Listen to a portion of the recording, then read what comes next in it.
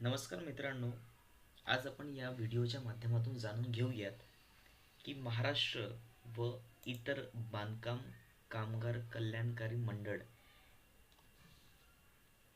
या वेबसाईटवरती कुठल्या कुठल्या प्रकारच्या योजना बांधकाम कामगारांसाठी आणि इतर कामगारांसाठी दिलेल्या आहेत. मॅक्झिमम आपण बघतो की योजना तर भरपूर आहेत, पण त्या सर्वसामान्य लोकांपर्यंत पोहोचत नाहीत. बरेच लोक व्हिडिओ तर बघतात, पण त्यामध्ये बऱ्याचशा गोष्टी अशा असतात की त्यामध्ये फॉर्म कसा भरायचा, जायचं कुठे, भेटायचं कुठे, इथून सुरुवात असते. म्हणजे योजना आहेत, या सर्व गोष्टी माहिती आहेत. बरेचसे यूट्यूबवरती व्हिडिओसुद्धा अवेलेबल आहेत. पण खरंच ते योग्य होतं का? म्हणजे ती माहिती खरंच लोकांपर्यंत, सर्वसामान्यांपर्यंत पोहोचते का, की ज्यांना खरंच त्या गोष्टीची गरज आहे? तर याच गोष्टीची जी जी माहिती महाराष्ट्र इमारत व इतर बांधकाम कल्याणकारी मंडळ या सर्व बांधकाम कामगारांना म्हणा किंवा इतर कामगारांना जी योजनेची माहिती खरी भेटायला पाहिजे, ती आपण या व्हिडिओच्या माध्यमातून देणारच आहोत. पण आपण पुण्यामध्ये एका ठिकाणी कुठेतरी आपण मेळावा सुद्धा घेणार आहोत. तर त्यासाठी आपण एक व्हॉट्सअपचा जो ग्रुप ओपन केलेला आहे, ज्यामध्ये आता काही लोक ॲड आहेतच. तर या व्हिडिओच्या माध्यमातून आपण त्या योजनेची माहिती त्या व्हॉट्सअप ग्रुपला सुद्धा सांगणार आहोत आणि एक मेळावा सुद्धा आपण काही दिवसानंतर घेणारच आहोत. त्यासाठी मी हा व्हिडिओ बनवत आहे. तर सर्वात आधी मित्रांनो, जर तुमच्याकडे फोन असेल किंवा लॅपटॉप असेल, तर तुम्ही सर्वात आधी इथे बांधकाम विभाग जरी टाकलं तरी तुम्हाला सर्वात आधी BOCW ही वेबसाईट येणार आणि इथे क्लिक केल्यानंतर तुम्हाला हा एक पेज दिसून येणार. यामध्ये तुम्हाला फ्रंट पेजवरती बांधकाम कामगार नोंदणी, बांधकाम कामगार दाव्यासाठी ऑनलाईन अर्ज करा किंवा बाकी इतर गोष्टीची माहिती दिलीच आहे. पण सर्वात आधी आपल्याला जर या सर्व योजनांची जर माहिती घ्यायची असेल आणि त्याला तुम्हाला योजनांचा लाभ घ्यायचा असेल, तर सर्वात आधी 3 नंबरचा टॅब आहे तो कामगार. आणि त्या कामगार टॅबवरती आपण त्यानंतर कामगार नोंदणी आपण गेल्यानंतर आपल्याला हा एक पेज ओपन होईल आणि त्यामध्ये तुमची नोंदणीची पात्रताचे निकष म्हणजे तुम्ही कुठल्या वयोगटातील आहात, म्हणजे कुठपर्यंत आपल्याला यामध्ये नोंदणी करता येईल. तर यामध्ये बघा इथे दिलेलं आहे की 18 ते 60 वर्षे वयोगटातील बांधकाम कामगार असायला पाहिजे. म्हणजे 60च्या आतमध्ये, 60च्या वरती जर असेल तर तुम्ही नोंदणीसाठी पात्रता नाहीये तुमची, असं असं समजलं जाईल. त्यानंतर मागील 12 महिन्यामध्ये 90 दिवसांपेक्षा जास्त दिवस बांधकाम कामगार म्हणून काम केलेले प्रमाणपत्र, ते तुम्हाला इथे लागणार आहे. त्यानंतर आवश्यक कागदपत्र कुठले आहेत, तर तुम्हाला तुमचा वयाचा पुरावा, तुम्हाला आधार कार्ड चालेल, तो एक तुम्हाला द्यावा लागेल. त्यानंतर 90 दिवस काम केल्याचं प्रमाणपत्र तुम्हाला मिळणार आहे तुमच्या ठेकेदाराकडनं, बिल्डरकडनं. तुम्हाला जिथे तुम्ही काम करताय त्यांच्याकडे हे प्रमाणपत्राची तुम्ही मागणी करू शकता. रहिवासी पुरावा आहे, ओळखपत्राचा पुरावा, आधार कार्ड चालेल आणि पासपोर्ट आकाराचे 3 फोटो, म्हणजे अशा पद्धतीने आहे.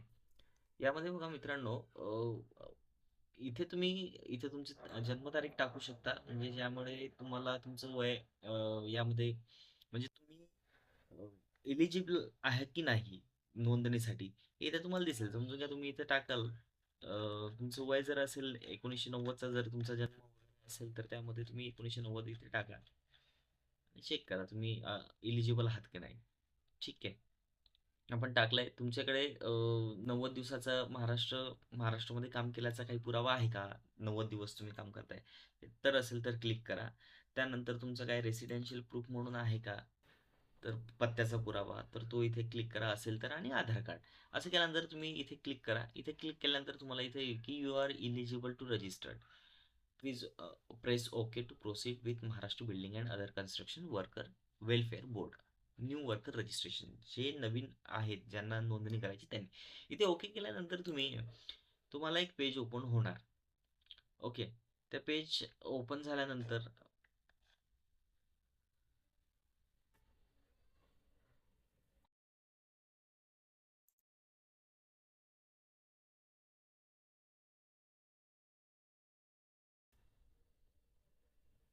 ओके. ते पेज ओपन झाल्यानंतर तुम्हाला इथे आधार कार्ड टाकावं लागेल तुमचं आणि तुम्ही ज्या फोनवर जो फोन यूज करताय त्याचा मोबाईल नंबर टाका आणि ते प्रोसीड करायचं आहे तुम्हाला. ओके. तर हा एक सुरुवात आहे आणि इथे तुम्ही प्रोसीड केल्यानंतर तुम्हाला पुढची प्रोसेस कळेलच आणि दुसऱ्या व्हिडिओच्या माध्यमातून मी तुम्हाला ते कळवणारच आहे. तसं तर यामध्ये आता आपण जर बघितलं की आपल्या आपल्या कुठल्या कुठल्या योजना आहेत, तर बऱ्याचशा योजना आहेत मित्रांनो, ज्यामध्ये तुम्हाला या वेबसाईटवरती तुम्हाला कळेल.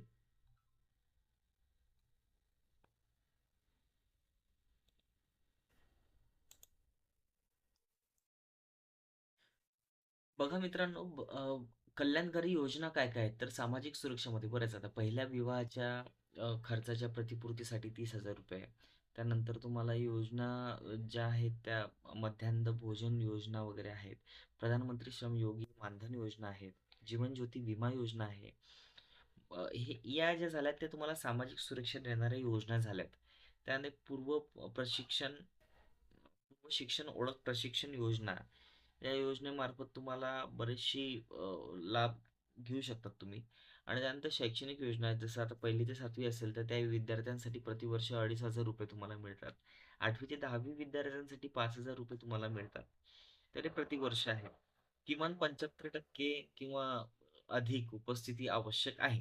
तर ती कॉलेजची उपस्थिती आहे. तर त्यानुसार तुम्हाला योजनेमध्ये तुम्हाला जेव्हा ओपन होतात, तर इथे फॉर्म येतात तुम्हाला हे क्लिक केल्यानंतर. तर इथे फॉर्म डाउनलोड केल्यानंतर तुम्ही तो फॉर्म भरू शकता. तर त्यामध्ये सर्व माहिती आपल्याला भरायची आहे.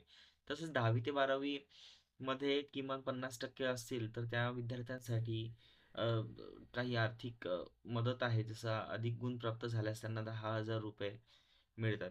11वी-12वी मध्ये जी मुलं असतील, विद्यार्थी असतील, त्यांच्या शिक्षणासाठी योजना आहे.